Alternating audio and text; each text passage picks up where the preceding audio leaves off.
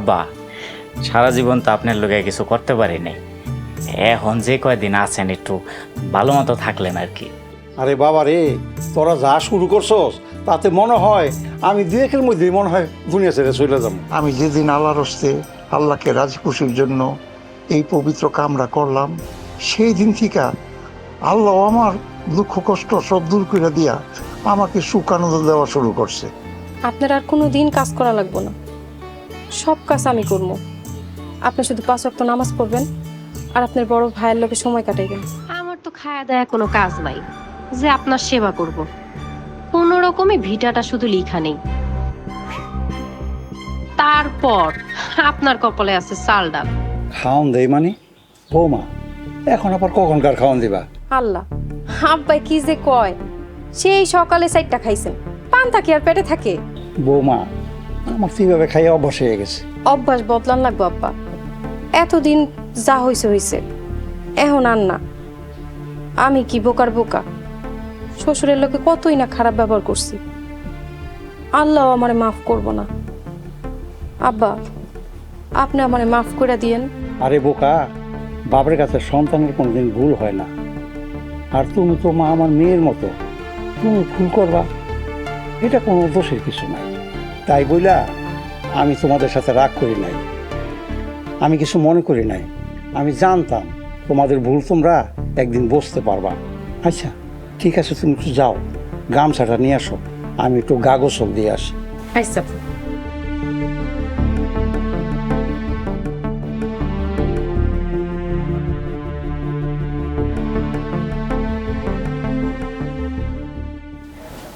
আব্বা, আল্লাহ যতদিন আপনার হায়াত রাখবো, আপনার আর কোনো দিন কাজ করা লাগবে না, সব কাজ আমি করব। আপনি শুধু 5 ওয়াক্ত নামাজ পড়বেন আর আপনার বড় ভাইয়ের লোকে সময় কাটাইবেন। যান, যাই গোসলটা সেরে আসেন।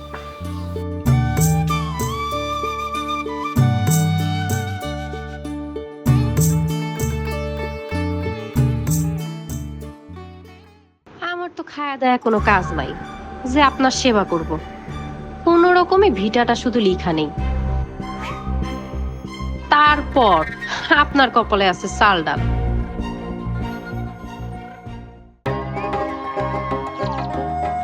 চাচা আসসালামু আলাইকুম। ওয়ালাইকুম আসসালাম। চাচা কেমন আছেন আপনি? আলহামদুলিল্লাহ ভালো আছি। তো ভাতিজা, তুমি কেমন আছো? তোমার কাজ কাম কেমন চলতেছে? আছি কাকা, আলহামদুলিল্লাহ ভালোই চলতেছে। কামলাগিরি দিয়ে আর দিনকাল কেমন যাইতে পারে বুঝেন না। তো ভাবতাছি একটু ব্যবসা বাণিজ্য করবো। করো ভাতিজা, ব্যবসা করো তো সুন্নত, তো একটু বুঝা শুননা করবে। আচ্ছা ঠিক আছে চাচা, তা না হয় করলাম। তা রনি ভাইয়ের কি অবস্থা? রনি ভাই কি দিনকাল ঠিকঠাক মতন যাইতেছে? আলহামদুলিল্লাহ ভালোই চলতেছে। রনি ভাই যদি আজকাল ব্যবসাটা ঠিকঠাক মতন করতে পারতো, তাহলে আপনার ঘরে এমন কষ্টের দিন দেখতে হইতো না চাচা। বাবারে, আল্লাহর যখন হুকুম হইব তখন ব্যবসা করব, আল্লাহর হুকুম ছাড়া কিছুই হয় না। তো ভাতিজা, তাহলে আমি এখন আসি। ঠিক আছে চাচা, সালাম আলাইকুম। ওয়ালাইকুম আসসালাম, ভালো থাকো ভাতিজা।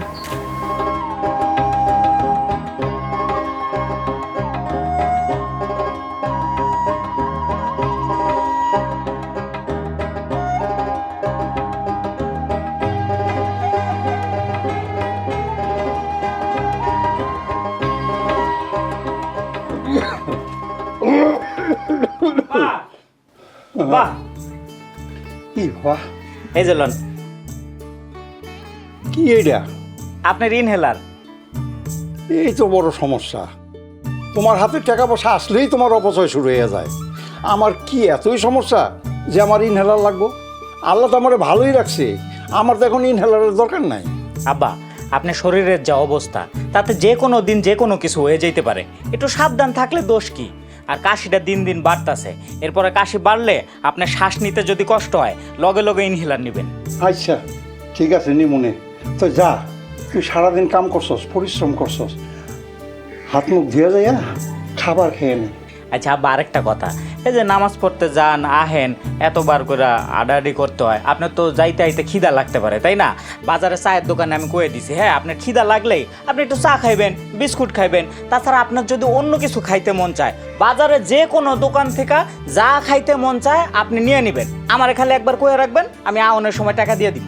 আমি কি এতই রাক্ষস যে আমি সারাদিন শুধু খাইতেই থাকুম? আব্বা, সারা জীবন তো আপনার লোকে কিছু করতে পারি নাই, এখন যে কয়দিন আছেন একটু ভালো মতো থাকলেন আর কি। আরে বাবা রে, তোরা যা শুরু করছস তাতে মনে হয় আমি 2-1 মধ্যেই মনে হয় দুনিয়া ছেড়ে চলে যাবো। এই যে কখন থেকে তোরা বলতাছি যা তুই ভাত খেয়ে নে। আচ্ছা ঠিক আছে, যা তুই এখন ভাত খেয়ে নে। আচ্ছা আব্বা, আমি তাহলে গেলাম। আচ্ছা।